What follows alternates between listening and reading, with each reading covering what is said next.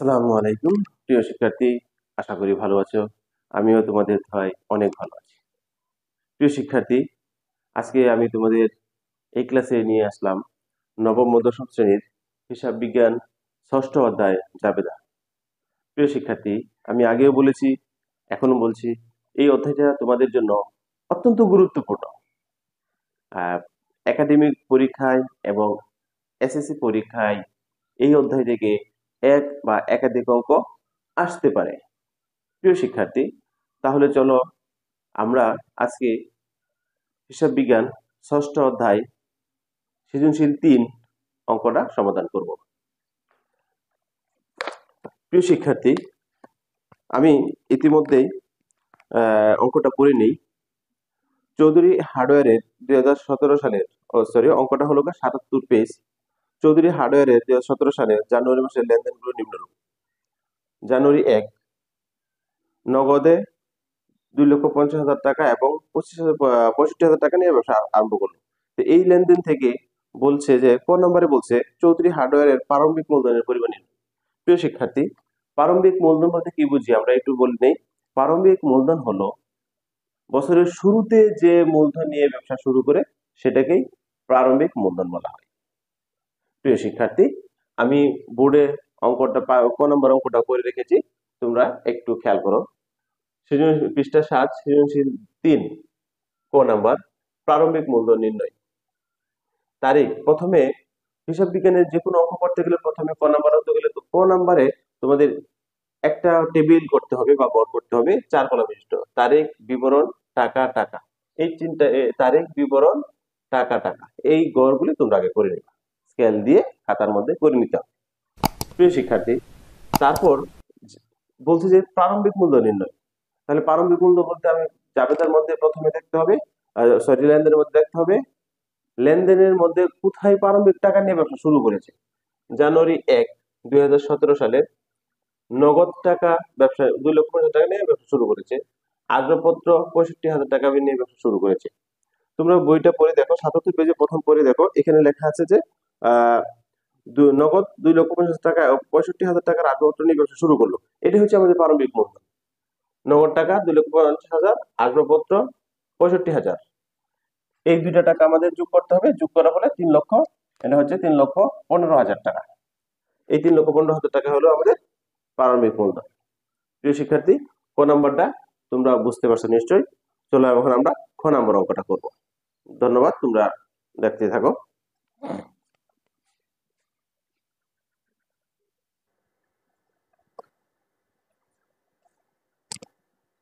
প্রিয় শিক্ষার্থী, আমরা খ নাম্বার অঙ্কটা করে ফেললাম। খ নাম্বার অঙ্কটা একটু বই থেকে পড়ে নেই। 5 তারিখের লেনদেনের অবলম্বনে একটি চালান তৈরি করো। প্রিয় শিক্ষার্থী, তোমরা পড়ে দেখতে পাচ্ছ খ নাম্বার অঙ্কটা। এটা হচ্ছে খ। তো আমি এর আগে তোমাদেরকে চালান সম্পর্কে একটু বলে নেই। চালান হলো ব্যবসা প্রতিষ্ঠানের একটি দলিল, অর্থাৎ লেনদেনের একটি দলিল। যখন বিক্রেতা যখন পণ্য বিক্রি করে, তখন ক্রেতার নিকট পণ্যের পূর্ণ বিবরণ সম্বলিত যে ডকুমেন্ট দেয় সেটা হচ্ছে চালান। প্রিয় শিক্ষার্থী, চলো দেখি খ নাম্বার অঙ্কটা। খ নাম্বার অঙ্ক করার জন্য প্রথমে তোমাদের এই বরাবর একটা রেখা টানতে হবে, তারপর রেখাটা, তারপর এদিকে তোমার একটা কাজ করতে হবে। আচ্ছা, আমরা দেখি। ওকে, তো এখানে একটা, ওকে ওকে তো তোমাদের প্রথমে এরকম একটা বক্স বানাতে হবে, একটা বক্স তৈরি করতে হবে। বক্সের উপর লিখতে হবে চালান তৈরি করা হলো চৌধুরী হার্ডওয়্যার চালান। এদিকে তারিখটা লিখবো, যে তারিখে আমার চালানটা তৈরি করা হয়েছে, অর্থাৎ ক্রয় অথবা বিক্রয়ের তারিখ। চালান নং, ক্রেতার নাম, ক্রেতার নামটা অঙ্কতে উল্লেখিত রয়েছে এবং ওইখানে দেওয়া আছে। ঠিকানা লিখতে হবে। তারপর এখানে তোমাদের ছোট্ট একটা গড় করতে হবে, ক্রমিক নং, বিবরণ, দর, পরিমাণ, টাকা। ক্রমিক নং, বিবরণ, দর, পরিমাণ, টাকা। প্রিয় শিক্ষার্থী, এখন দেখো প্রথমে লেখা আছে এখানে জিআইএফ। তুমি লেনদেনটা একটু পড়ে নিতে হবে। তো চলো লেনদেনটা একটু পড়ে নেই। লেনদেনটা বলছে যে 5 তারিখের লেনদেন 5% বার্তায় সুবর্ণ ট্রেডার্সের নিকট প্রতি ফুট 192 টাকা দরে 250 ফুট জিআই পাইপ বিক্রয়, চালান নং 205, প্যাকিং চার্জ 500 টাকা। এখানে প্যাকিং চার্জ আছে। তো প্রথমে আমাদের লিখতে হবে ক্রমিক নং, তারপর হচ্ছে বিবরণ, দর, পরিমাণ, টাকা। তো এখানে দেখো বিবরণের মধ্যে আমি পণ্যের নামটা লিখবো। বিবরণের মধ্যে কি লিখবো? পণ্যের নাম, জিআই পাইপ, দর কি কি পরিমাণ দর, প্রতি ফুট আর কি। এখানে লেখা আছে যে প্রতি ফুটের দাম, 192 টাকা।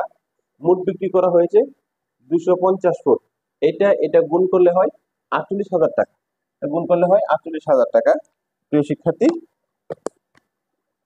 48,000 টাকা। তারপর এখান থেকে তোমার বাট্টার টাকাটা বাদ দিতে হবে। 5% বাট্টায় লেখা আছে, অঙ্কের মধ্যে লেখা আছে 5% বাট্টা। তাহলে 5% বাট্টা 48,000, 48,000 গুণ 5%, 2400 টাকা। 2400 টাকা। এই 2400 টাকা যদি এখান থেকে এটা বাদ দেওয়া যায়, থাকে 45,600 টাকা। 45,600 টাকা। এর সাথে যোগ করতে হবে প্যাকিং খরচ। অঙ্কের মধ্যে প্যাকিং খরচটা উল্লেখ করা আছে। তোমরা একটু পরে অঙ্কটা পড়লে বা লেনদেনটা পড়লে টোটালি বুঝতে পারবে। তাহলে এই প্যাকিং খরচটা কিন্তু লেনদেনের সাথে যোগ করতে হয়, ক্রয়ের ক্ষেত্রেও বিক্রয়ের ক্ষেত্রেও। যোগ ক্রয়, প্যাকিং চার্জ 500 টাকা। তাহলে 45,000 সাথে এটা যোগ করলে হয় 46,100 টাকা। এই হলো আমাদের একটা চালান। তো প্রিয় শিক্ষার্থী, খ নম্বর অঙ্কটা আশা করি তোমরা বুঝতে পেরেছ। তোমরা বইটা বের করে খাতা কলম নিয়ে তারপর অঙ্কটা একটু বারবার ভিডিওটা না দিলে প্রথম থেকে ভিডিওটা দেখবা, তাহলে এই অঙ্কগুলি বুঝতে পারবা। অত্যন্ত গুরুত্বপূর্ণ অঙ্ক এবং চালান। এই চালান প্রত্যেকটা পরীক্ষার মধ্যেই আসে। তোমাদের টেস্ট পরীক্ষা, পিটেস্ট পরীক্ষা, অর্ধবার্ষিক পরীক্ষা বা বার্ষিক পরীক্ষা বলো, আবার এসএসসি পরীক্ষা, এখান থেকে কিন্তু চালান আসে। প্রত্যেকটা বোর্ডে, যদি বোর্ডের কোশ্চেন দেখো, প্রত্যেকটা বোর্ডে কিন্তু এখান থেকে চালান থেকে প্রশ্ন আসে। শিক্ষার্থী বন্ধুরা, এখন আমরা খ নম্বরটা করব।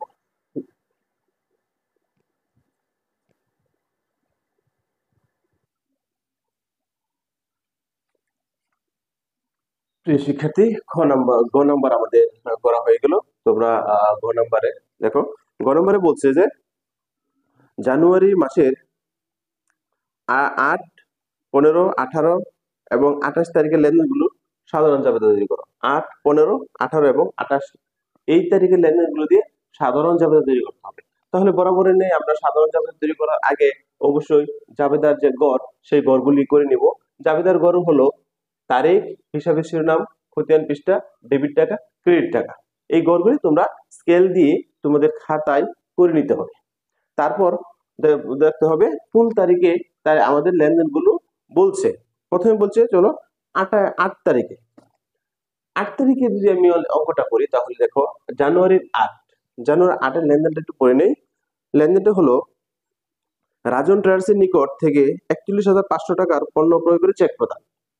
এখানে চেকের মাধ্যমে ক্রয় করা হয়েছে। চেকের মাধ্যমে ক্রয় করা হলে অবশ্যই ব্যাংক কমে যাবে।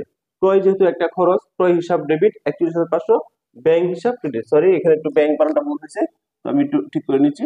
ব্যাংক হিসাব ক্রেডিট। কারণ পাওনাদার অবশ্যই কি করবে, ব্যাংক থেকে টাকা উঠিয়ে নিয়ে যাবে। এই জন্য ব্যাংক হিসাব ক্রেডিট, ক্রয় হিসাব ডেবিট, ব্যাংক হিসাব ক্রেডিট 41,500।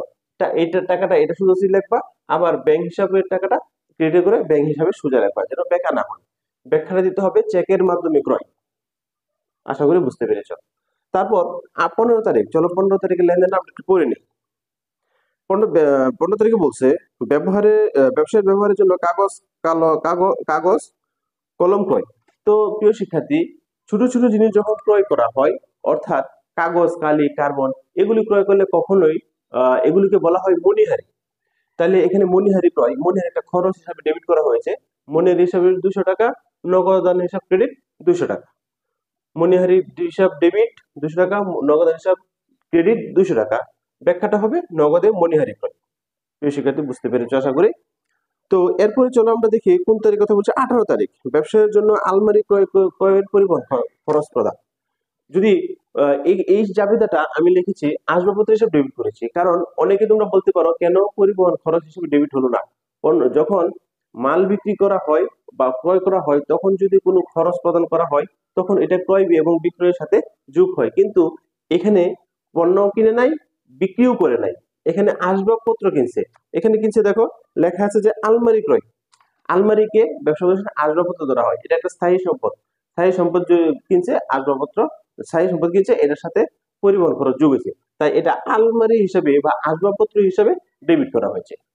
কারণ এটা আসবাবপত্রের ক্রয় মূল্য বেড়ে গেছে। আসবাবপত্র হিসাব ডেবিট, নগদান হিসাব ক্রেডিট। ব্যাখ্যা হবে আসবাবপত্রের পত্রের পরিবহন ব্যয় প্রদান।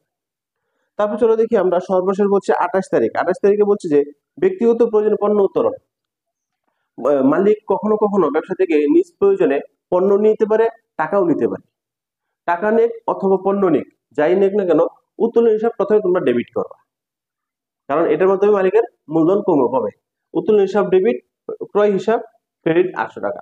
যদি টাকা নিত, নগদ টাকা নিত, তাহলে ক্রয় হিসাব ক্রেডিট হইতো, সরি নগদ হিসাব ক্রেডিট হইতো। এখন যেহেতু পণ্য নিয়ে গেছে, মালিক এই পণ্যটা ক্রয় মূল্যে নিয়ে গেছে, বিধায় এটা ক্রয় হিসাবটা ক্রেডিট হয়েছে 800 টাকা। পণ্য উত্তোলন করা হয়, ব্যাখ্যাটা হলো পণ্য উত্তোলন। প্রিয় শিক্ষার্থী, ইতিমধ্যে আমাদের 3 নম্বর সৃজনশীল শেষ হয়ে গেল। আশা করি তোমরা বুঝতে পেরেছো। তো ধন্যবাদ তোমাদেরকে। আর যারা এর আগে সৃজনশীল 1 এবং সৃজনশীল 2 ক্লাসটা দেখো নাই, এই ভিডিওতে ডেসক্রিপশন বক্সে আমি ওই দুইটা ক্লাসের লিংক আমি দিয়ে দিব, তোমরা ওইখান থেকে চাইলে দেখে নিতে পারো, অথবা আমার ভিডিওতে থাকবে, তোমরা সেখান থেকে দেখে নিতে পারো। ধন্যবাদ সবাইকে। সালামু আলাইকুম।